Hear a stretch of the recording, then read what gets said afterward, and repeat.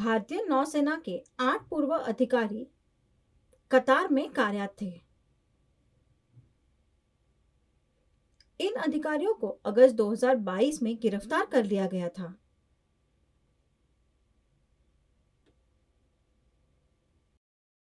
अब चौंकाने वाली बात यह है कि उन्हें मौत की सजा मिली है। तो कौन है ये 8 भारतीय? मैं आपको बताता हूँ। ये भारतीय नौसेना अधिकारियों के नाम हैं।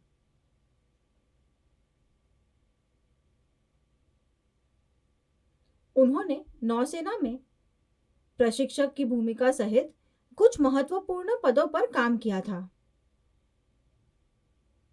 वीआरएस लेने या नौसेना से रिटायर होने के बाद सभी 8 भारतीय काम के लिए कतार गए। मैं बताता हूं कि वहां वे क्या करते थे। ये 8 भारतीय कतार के दोहा में इस निजी कंपनी के लिए काम करते थे।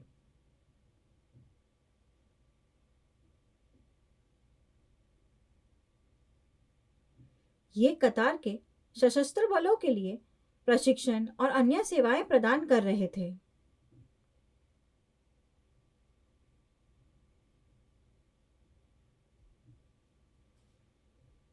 कंपनी में पूर्व नौसेना प्रशिक्षकों के साथ कई भारतीय भी काम कर रहे थे। कंपनी का स्वामित्व रॉयल ओमान वायुसेना के एक सेवानिवृत्त अधिकारी खामिस अल अजमी के पास था। भारतीय इटलावी प्रौद्योगिकी आधारित बौनी पनडुब्बियों के निर्माण के अत्यधिक संवेदनशील परियोजना पर काम कर रहे थे। उन्हें गोपनीयता बनाए रखनी थी। इन 8 पूर्व नौसेना अधिकारियों और अजमी को संवेदनशील डेटा लीक करने के आरोप में अगस्त 2022 में गिरफ्तार किया गया था। इन सभी से गहनता से पूछताछ की गई।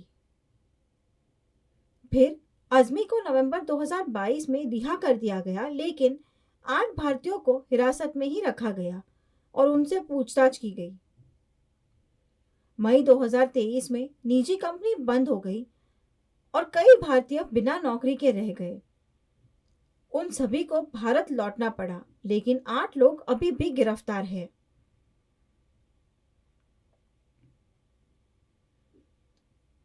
कतार की एक अदालत ने 8 भारतीयों को जासूसी का दोषी पाया है और वे अभी भी हिरासत में हैं।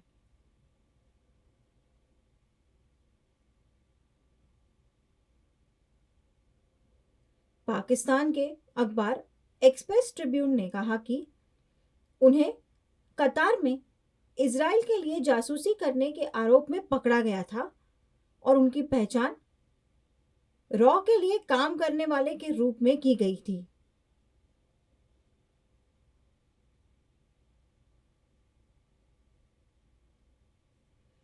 हालांकि एएनआई की एक रिपोर्ट में कहा गया है कि व्यक्तियों को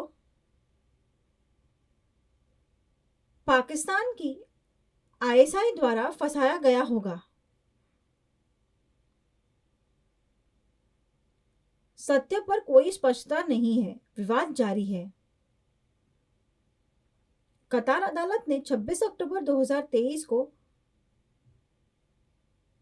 इन 8 को मौत की सजा सुनाई। हालांकि ये पता नहीं है कि फैसले पर कब अमल किया जाएगा। भारत सरकार की प्रतिक्रिया के बारे में मैं बताता हूं। फैसले से भारत का विदेश मंत्रालय हैरान रह गया।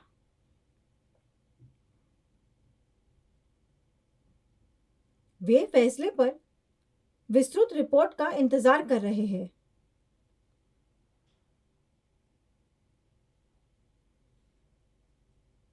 एक बार रिपोर्ट प्राप्त हो जाने पर कानूनी टीम इसका मूल्यांकन करेगी और जवाब देगी।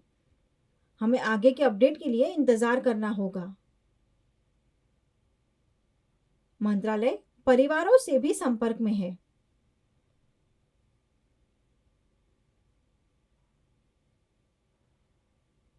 पता चला है कि पूर्व भारतीय नौसेना कर्मियों के परिवारों ने कतार के आमिर के समक्ष दया याचिका दायर की थी। चीजें प्रक्रिया में है और उम्मीद है कि मामला जल्द ही सुलझ जाएगा। दिल्ली के मुख्यमंत्री अरविंद केजरीवाल ने केंद्र सरकार से 8 भारतीयों को बचाने के लिए हर संभव प्रयास करने को कहा है।